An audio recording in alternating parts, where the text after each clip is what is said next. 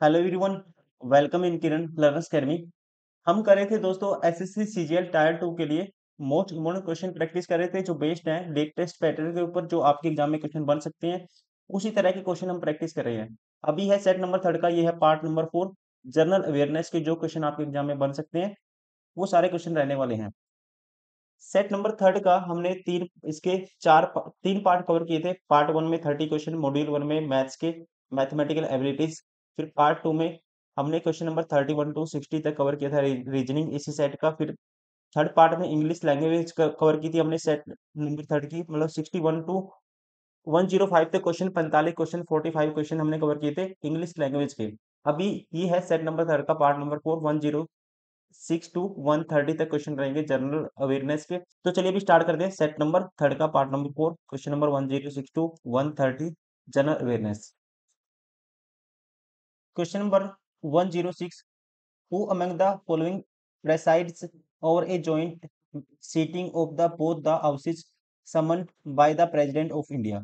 कहता है कौन है दोस्तों भारत के राष्ट्रपति द्वारा बुलाई गई दोनों सदनों की जो इकट्ठी बैठक बैठक करता है, संयुक्त बैठक की अध्यक्षता कौन करता है? तो ये की जाती है स्पीकर ऑफ लोकसभा के द्वारा। राइट आंसर होगा ऑप्शन सेकंड। अगर इनकी ये प्रेजेंट नहीं है तो फिर की जाती है डिप्टी स्पीकर ऑफ लोकसभा के द्वारा, according to article 108। Question number 107, the union executive at the centre is dash. Union executive में कौन कौन होता है? प्रेसिडेंट होता है, वाइस प्रेसिडेंट प्रेसिडेंट होता है, और उसके अलावा और कौन होता है? प्राइम मिनिस्टर भी होता है, और कैबिनेट एंड अटॉर्नी जनरल भी शामिल होता है। बट लोकसभा स्पीकर ये नहीं आएगा। इसका मतलब ए और बी तो होगा ही होगा। देखो आंसर कैसे करेंगे अब, ए और बी तो होगा ही होगा। ए और बी कौन से, इसमें देखो ए और बी नहीं है, तो हम लॉजिकली आंसर करेंगे ऑप्शन फर्स्ट। लोकसभा स्पीकर है, लोकसभा अध्यक्ष, इसका पार्ट नहीं होता, ये आपको ध्यान रखना है। हिंदी में बोलते हैं इसको यूनियन एग्जीक्यूटिव को संघीय प्रणाली। क्या बोलते हैं? संघीय प्रणाली। Question number 108, which of the following is correct regarding the borrowing power of A state. पहला कहता है, क्वेश्चन तो आपको समझ में आ ही गया होगा। कहता है जो राज्य है उधार लेने की जो उसकी जो कह सकते हैं पावर है, उसके बारे में, उधार लेना मतलब पैसे उधार लेना, बोरोइंग। कौन सी स्टेटमेंट करेक्ट है? It can not borrow from outside India. कहते हैं भारत के बाहर से वह यह भारत के बाहर से, इंडिया के आउटसाइड से उधार नहीं ले सकता।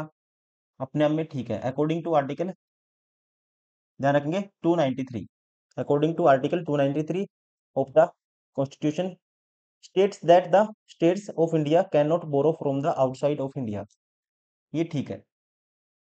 Second, subject to specific conditions the state has the right to borrow from the territory of India on the security of the revenue of the state. ये स्टेटमेंट अपने आप में ठीक है। कुछ स्पेसिफिक कंडीशन में क्या कर सकता है स्टेट को? ये राइट है उधार लेने का, कहाँ से? From the territory of India on the security of the revenue of state. ये स्टेटमेंट अपने आप में ठीक है। ये भी दोनों सही है। Right answer option second. Question number 109, who was the first governor general of Bengal. ध्यान रखेंगे आप, इसका राइट आंसर होगा ऑप्शन थर्ड, वॉरेन हेस्टिंग। पहले क्या थे? गवर्नर जनरल थे, फर्स्ट गवर्नर जनरल थे बंगाल के, 1774 में बने थे, according to regulating act 1773। Regulating act 1773 के तहत। Right answer of option third. Question number 110, which of the following Indian river flows westwards and falls into Arabian sea. कहता है कौन सी नदी भारत की, कौन सी नदी पश्चिम की ओर बहती है और अरब सागर में गिरती है? ध्यान रखेंगे आप, इस नदी का नाम है, ये है नर्मदा नदी, Narmada river. Right answer of option first.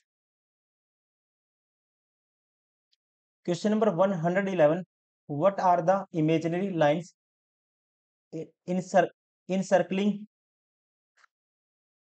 The earth horizontally called. आप ध्यान रखेंगे दोस्तों, imagery lines drawn parallel to the equator which run east to west horizontally on the earth surface और called, that is called latitude. Hindi में पृथ्वी को कहते हैं घेरने वाली क्षैतिज रूप से हॉरिजेंटली जो लाइन घेरती है, उनको काल्पनिक रेखाएं होती है, इमेजिनरी लाइंस होती है, उनको क्या कहा जाता है? उनको कहा जाता है अक्षांश रेखाएं।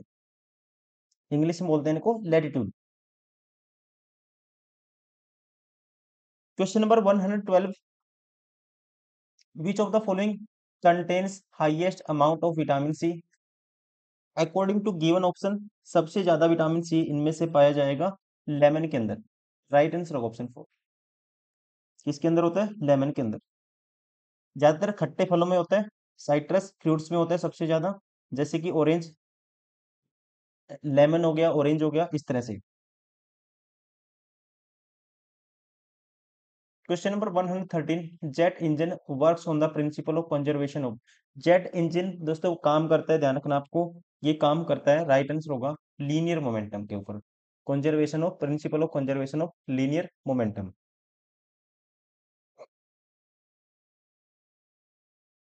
Question number 114, what will happen to level of water in vessel when a piece of ice floating in it melts? अगर आइस क्यूब वाटर के ऊपर जो फ्लो कर रही है, तैरती हुई आइस क्यूब जो बर्फ है पिघल जाएगी, तो वाटर का जो लेवल रहेगा ये सेम रहेगा, कोई भी फर्क नहीं पड़ेगा, आपको ध्यान रखना है। लेवल क्या रहेगा? Remain same. Option third. Question number 115, which of the following is added to commercial nitric acid to make it coloured? Nitric acid का जो फॉर्मूला होता है ये होता है HNO3। HNO3, ये जो इसकी प्योरेस्ट फॉर्म होती है, ये पाया जाता है कलरलेस। कलरफुल बनाने के लिए इसको इसमें ऐड किया जाता है, ध्यान रखेंगे आप। ऑप्शन 4 नाइट्रोजन डाइऑक्साइड, NO2 इसमें ऐड किया जाता है, ये आपको ध्यान रखना है। Question number 116, national park animal कौन सा किसके लिए फेमस है, ये आपको बताना है। कौन सा जो कि एनिमल कौन सा कौन से नेशनल पार्क में पाया जाता है, ये आपको बताना है। अब देखिए, कान्हा, कान्हा जो नेशनल पार्क है दोस्तों, ये क्या है? अपने आप में टाइगर रिजर्व है, टाइगर के लिए फेमस है ये। मध्य प्रदेश में, ये MP में है, मध्य प्रदेश। काजीरंगा का आपको पता ही होगा, नेशनल पार्क है ये, कहाँ पे? ये आसाम में है काजीरंगा। और किसके लिए है आपको बताइए? राइनोसोर्स के लिए, एक सींग वाले गेंडे के लिए फेमस है।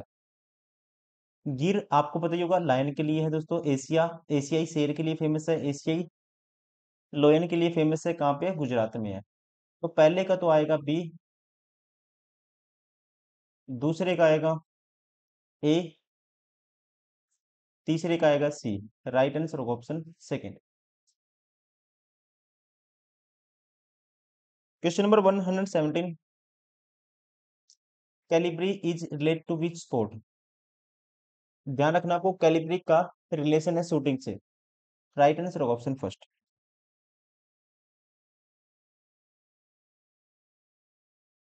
Question number 118, All Souls Day is a dash festival.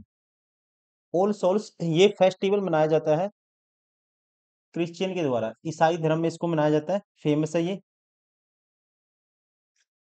और इसको मनाया जाता है जो लोग क्या हो चुके हैं दोस्तों, मर गए हैं, मतलब कि मृत लोगों को की याद में इसको मनाया जाता है।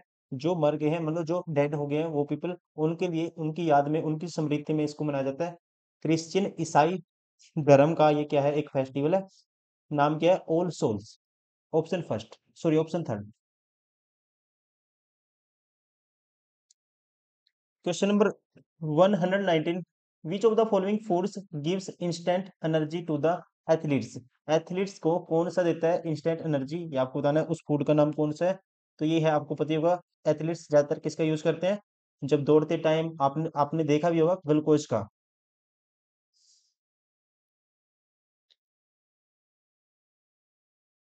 Question number 120, name of the scientist who proved that plants have life.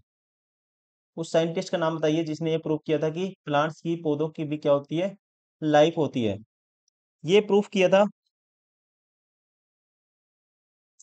10 मई 1901 को, 1901 में। साइंटिस्ट का नाम था राइटन स्रोवा, जगदीश चंद्रा बोस। जगदीश चंद्रा बोस, राइट आंसर होगा ऑप्शन थर्ड।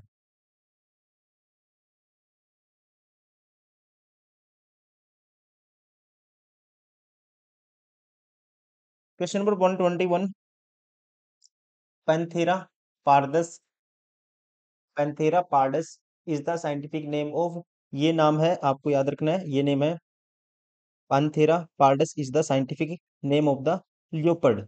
लेपर्ड का नेम है ये, ऑप्शन फर्स्ट। हिंदी में क्या बोलते हैं इसको, तेंदुआ। तेंदुए का नाम है इंग्लिश में, साइंटिफिक नेम है panthera pardus. Question number 122, sodium calcium silicate is called. Sodium calcium silicate को क्या कहा जाता है, ये पूछा गया दोस्तों। Sodium calcium silicate is called soda glass. या तो इसको सोडा ग्लास कहा जाता है या इसको सॉफ्ट ग्लास कहा जाता है। ये मिक्सचर होता है किसका, सोडियम का, सिलिकेट का और कैल्शियम सिलिकेट का। जैसे कि Na2SiO3, इनका मिक्सचर होता है ये। कैल्शियम सिलिकेट को बोलेंगे Ca, केमिकल फॉर्मूला होगा SiO3, और इनके मिक्सचर को बोलेंगे soft glass.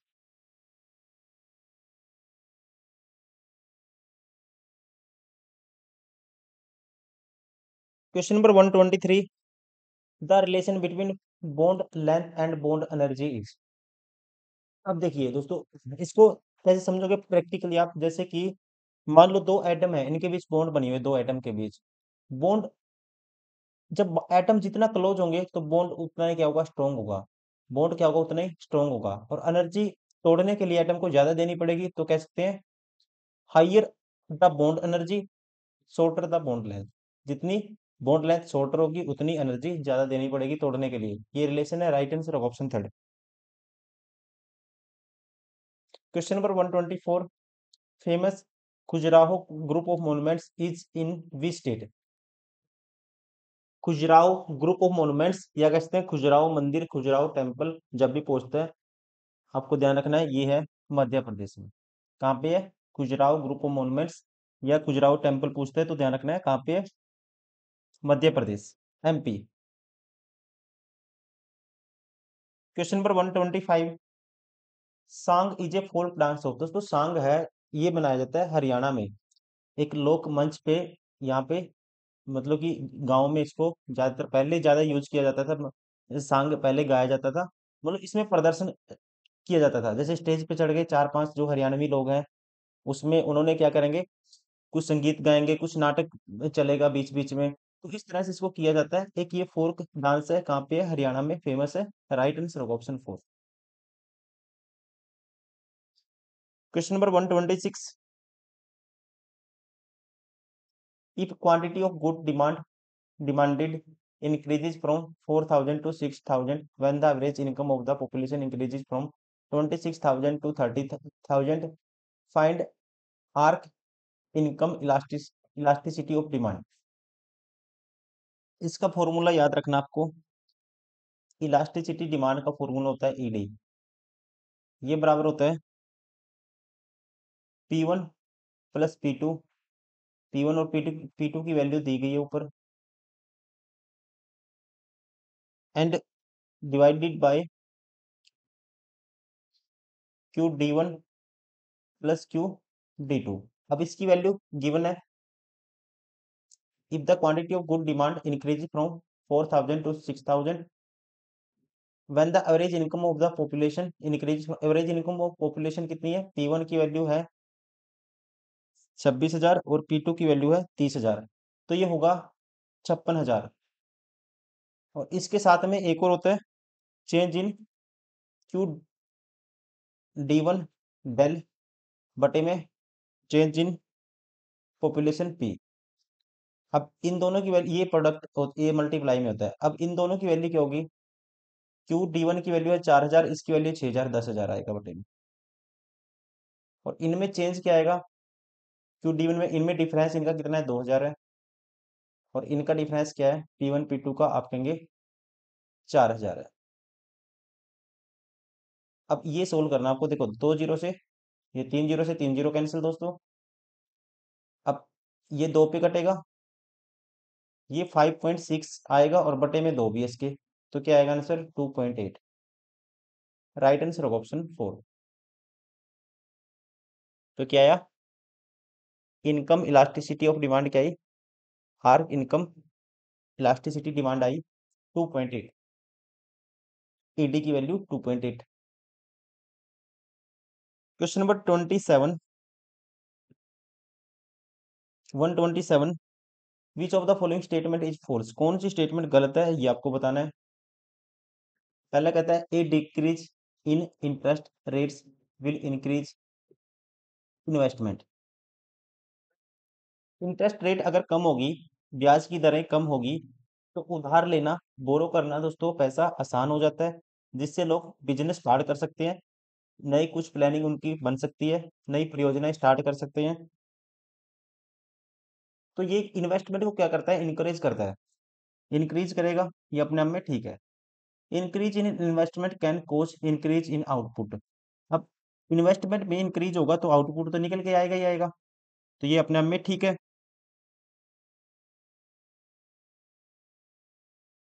Third, increase in saving in an economy can cause increase in current output.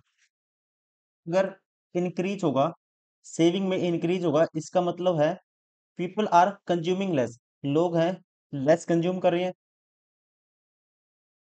इन्हें सिंपल हम कह सकते हैं, ये होता है मैक्रो इकोनॉमिक मॉडल में।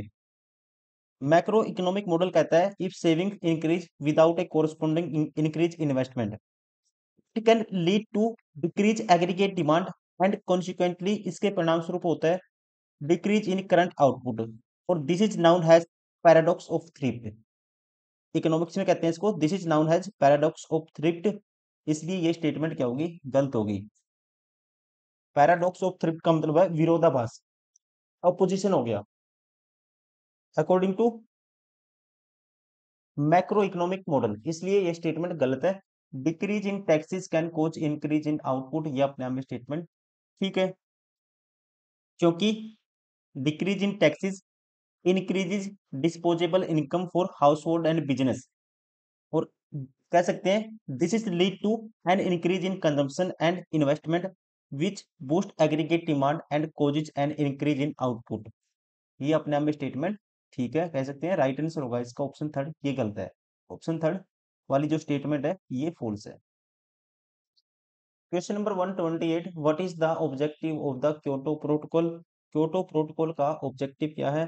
तो क्योटो प्रोटोकॉल क्या है? एक इंटरनेशनल ट्रीटी है ये, एक क्या है? अंतरराष्ट्रीय संधि है, जिसको सबसे पहली बार 11 दिसंबर 11 दिसंबर 1997 में इसको सबसे पहले जापान में इसको अपनाया गया था, और ये लागू हुआ था, केम इनटू फोर्स। कब ये केम इनटू फोर्स? मतलब कि ये लागू हुआ था 2005 में। और इसका जो मेन पर्पज है ये है, इसका जो मेन कह सकते हैं पर्पज है, ऑब्जेक्टिव है, ये है to reduce greenhouse gases. To reduce greenhouse gases, मतलब कि ग्रीन हाउस गैसों को कम करने के लिए इसको बनाया गया था। क्वेश्चन नंबर 129, बुलंद दरवाजा वॉज बिल्ट बाय, बुलंद दरवाजा का जो निर्माण है ये करवाया था, ये क्वेश्चन कई बार पूछा जाता है। 1601 में करवाया था अकबर ने। किसके द्वारा? अकबर के द्वारा। राइट आंसर होगा option second, by Akbar. Question number 130, who formed the association in favour of widow marriage in Madras presidency? इसका राइट आंसर होगा, आप ध्यान रखेंगे, नाम है इनका नाम है, देखो नाम भी पूरा लंबा अजीब है, वीरा विरासलिंगम पंतुलु। विरासलिंगम पंतुलु इनका नाम है। ये क्या थे, एक सोशल रिफॉर्मर थे फ्रॉम मद्रास। कहाँ से थे ये, कहाँ से बिलोंग करते थे, मद्रास से बिलोंग करते थे। और इन्होंने, यह कह सकते हैं इंग्लिश में, he founded the widow remarriage association in 1881। कब की थी? वीरा वीरा सलिंगम पंतुलु ने पंतुलु ने 1881 में विधवा पुनर्विवाह एसोसिएशन की स्थापना की थी।